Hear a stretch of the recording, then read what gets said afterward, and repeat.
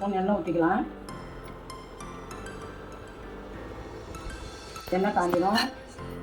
ஒரு பிரியாணி இலை, ஒரு 1/4 ஸ்பூனு சோம்பு, ஒரு ஏலக்காய், ஒரு நட்சத்திரத்தில் ஒரு பூ எடுத்துருக்கேன், ஒரு பட்டை. எண்ணெய் காஞ்சிச்சுன்னா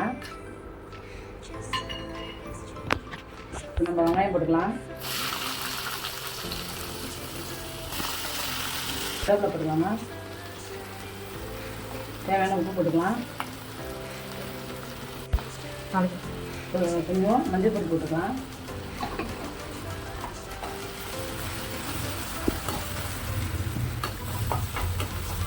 கலக்கலாமா, கொஞ்சம் விரங்கட்டும். பேஸ்ட்டு கொஞ்சம் போட்டுக்கலாமா தேவைக்காத்துக்கு. தக்காளி 2 அரைச்சி வச்சுருக்கேன், அதை ஊற்றிக்கலாம்.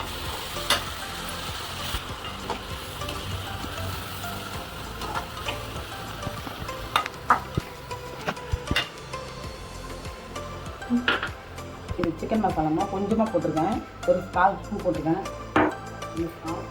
கொஞ்சமாக போட்டிருக்கேன். பார்த்தோம்னா நான் 1 ஸ்பூன் போடுறேன். உங்களுக்கு காரத்துக்கு ஏற்ற மாதிரி நீங்கள் போட்டுக்கோங்க. சும்மா ஒரு வதக்கிட்டு அதுக்கப்புறம் தண்ணி ஊற்றிக்கலாம். தேவைக்கேற்ற தண்ணி ஊற்றிக்கலாமா.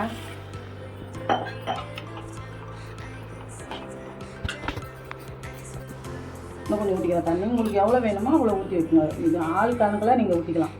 ஒரு 2 பேர்னா கொஞ்சமாக ஊற்றிக்கலாம். ஒரு 4 பேர் சாப்பிட்னா அதுக்கேற்ற மாதிரி நீங்கள் பொடி எல்லாமே சேர்த்துக்கலாம். நான் 2 பேர் சாப்பிட்ற அளவுக்கு வைக்கிறேன். இது குழம்பு பிடிச்சிச்சு.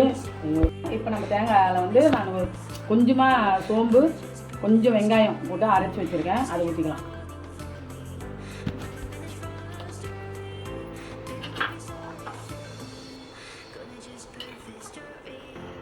நான் இப்போ சொன்னது தான். உங்களுக்கு தண்ணி வேணும்னா நீங்கள் கொஞ்சம் அதிகமாக வச்சுக்கணும்னா உங்கள் குடும்பத்தில் எத்தனை பேர் வேணும் அது மாதிரி பார்த்துட்டு நீங்கள் சேர்த்துங்க. நான் கொஞ்சமாக வைக்கிறதுனால கம்மியாக வச்சுருக்கேன்.